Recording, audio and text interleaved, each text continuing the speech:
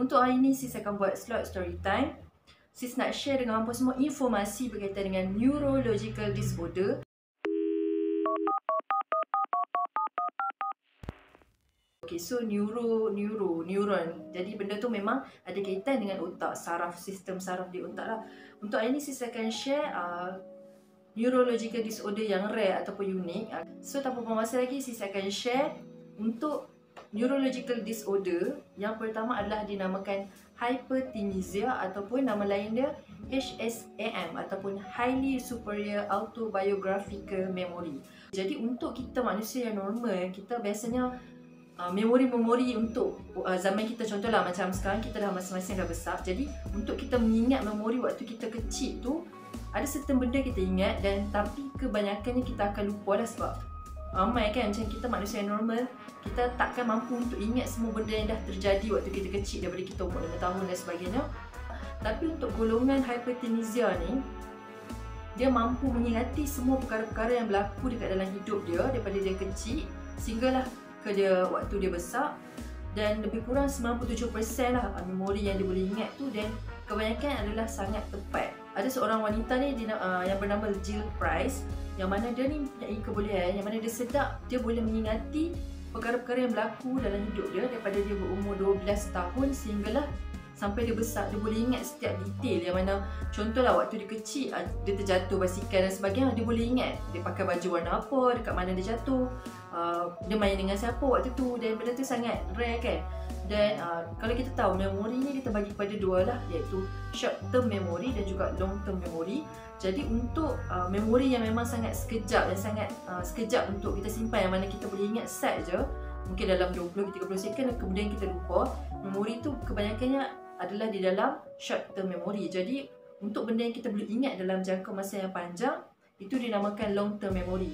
Jadi untuk golongan hyperkinesia ni, dia punya kebolehan untuk menyimpan memori dalam long term memory tu adalah sangat baik berbanding kita manusia yang normal lah. Dan lebih kurang dianggarkan dalam dunia ni ada dalam 60 lebih orang saja yang sudah dikenal pasti mempunyai hyperkinesia, iaitu kebolehan untuk mengingati memori daripada dia kecil sampai dia besar. Dan ada juga yang sis baca, ada seorang lelaki, dia mempunyai sama juga digolongkan dalam kategori hyperkinesia ni, yang dia ni suka travel ke luar negara. Jadi dia akan dia suka tengok, melawat art gallery lah, iaitu satu galeri lukisan. Dia suka pergi setiap negara, dia akan melawat art gallery, dan lebih kurang dia telah melancong ke 40 buah negara, dan setiap galeri lukisan yang ada kat situ dia pergi tengok lah kan. Dan dia boleh ingat, kemampuan dia tu sangat unik sebab dia boleh ingat setiap lukisan yang ada kat dalam galeri-galeri di 40 buah negara tersebut. Itu yang agak bagi sis macam wow sangat, tapi dalam masa sama agak rasa macam dia bukan menakutkan, tapi dia rasa macam serius lah, ada ke ability macam ni kan.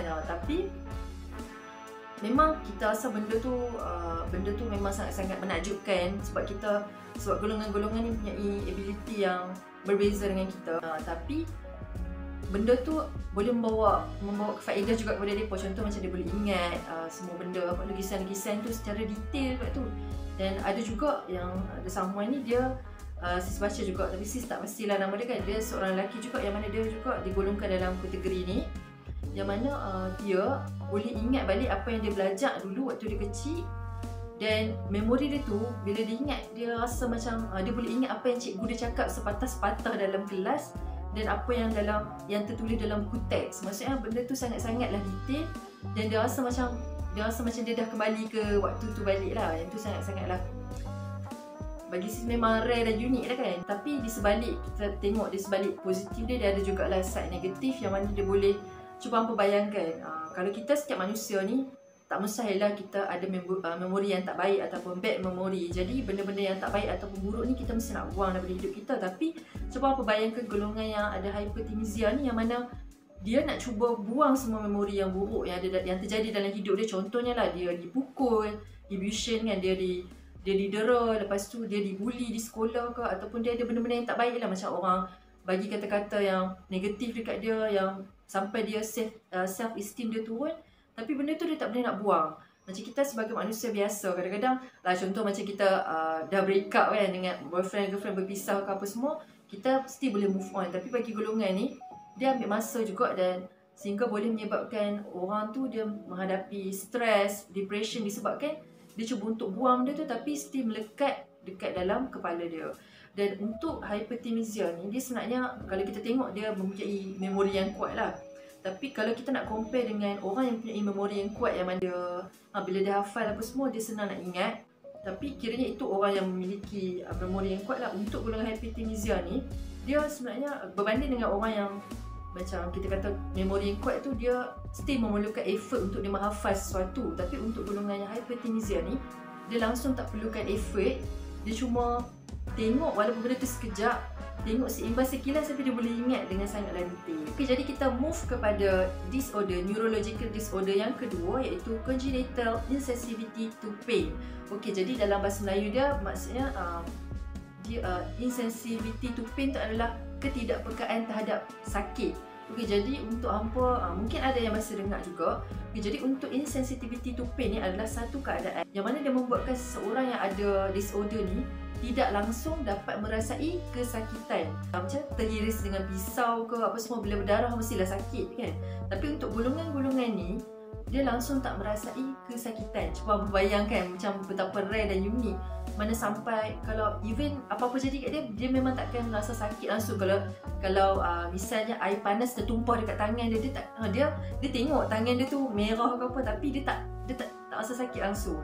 Okay, jadi bagi sis, benda ni pun agak macam dia rasa macam menakjubkan, tapi dalam masa sama dia agak menakutkan. Sebab kita tahu kan, perasaan sakit tu Tuhan memang kurniakan dalam diri kita. Sebab bagi sis, bila kita sakit tu, dia umpama macam badan kita tu nak bagi signal lah yang kita ni dah tak larat, yang so kita kena ambil rehat. Sebagai contoh, macam kalau someone tu dia study stay up setiap malam, tidur lewat kan, lama-lama badan dia akan sakit.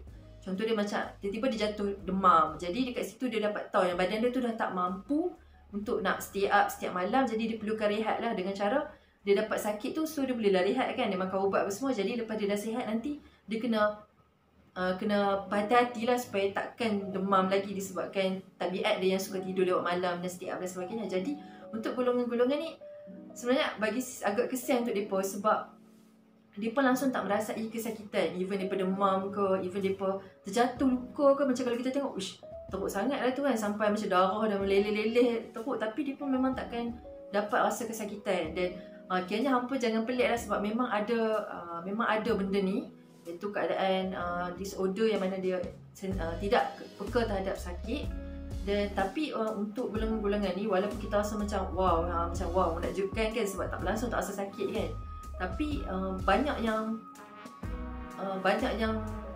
bila mereka dah pergi dekat hospital untuk check, bila kesakitan mereka tu macam contohlah daripada sakit yang agak teruk yang boleh membawa ke maut, bila dah level yang agak teruk baru mereka detect, baru mereka pergi check dengan doktor. Itu pun mungkin bila ada orang yang macam aku perasan hang macam nampak lain kan, cuba pergi check dengan doktor. Sebab itu adalah antara kelemahan lah yang boleh kelemahan lah terhadap golongan yang langsung tak merasai kesakitan. Untuk punca, dalam badan kita ni ada bermacam-macam jin kan. Jadi saintis ni dia buat research, dia dapati ada berlakunya gene mutation, mutasi jin terhadap jin SCN9A. Yang tu sis pun tak pastilah kan, sebab sis tak belajar detail pun tentang jin-jin ni.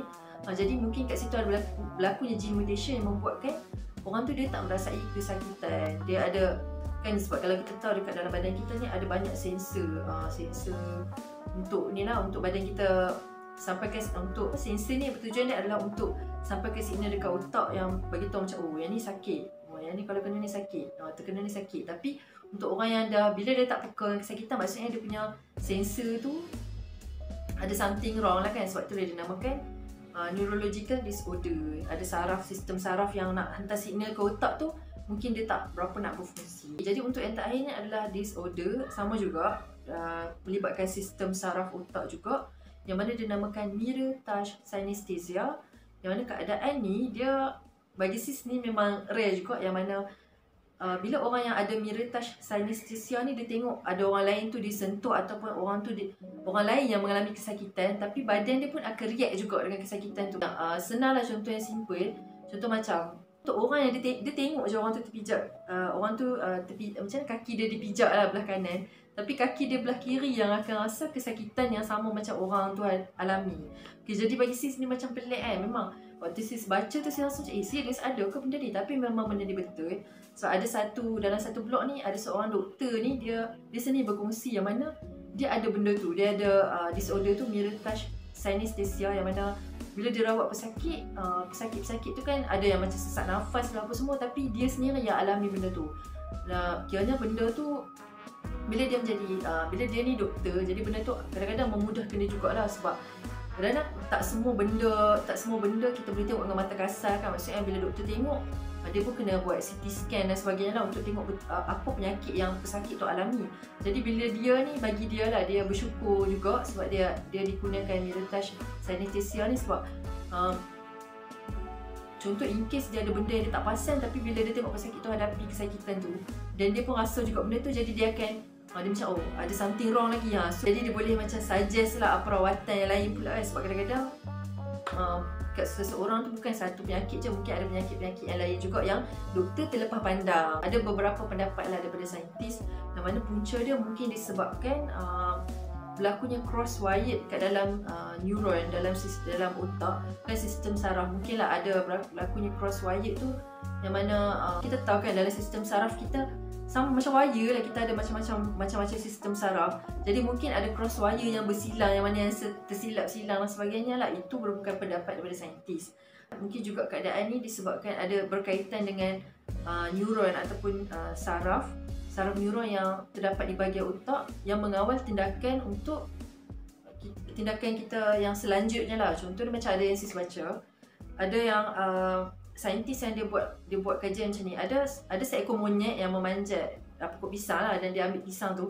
Tapi ada seekor lagi monyet yang dia cuma tengok, tapi dia pun melakukan tindakan yang sama juga, macam ibarat dia nak capai juga pisang tu, tapi padahal depan dia tak ada pokok pisang pun. Jadi itu mungkinlah antara penyebab-penyebab yang menyumbang kepada neurological disorder ni, iaitu mirror touch synesthesia. So setakat ni saja info-info yang sis nak share berkaitan dengan neurological disorder.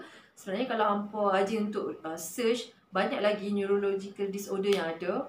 Dan ada juga antaranya yang tak boleh langsung terkena ayat dan sebagainya lah. Tapi yang sis nak huraikan cuma ni 3 ni saja. So kepada siapa yang masih lagi belum like ataupun subscribe channel kami, hampa boleh tekan saja butang subscribe dan jangan lupa untuk aktifkan bell notification supaya hampa boleh dapat notifikasi-notifikasi video yang akan datang.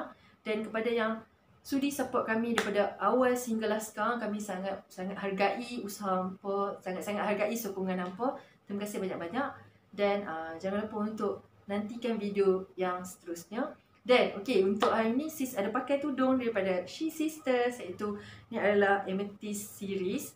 Yang mana tudung ni memang sangat-sangat senang nak bentuk, dan kalau bagi sis sangat puas hati lah, sebab colour dia pun cantik, dia senang nak bentuk. Even kalau dia jatuh, just tiup je dah elok. So jumpa lagi untuk next video. Bye.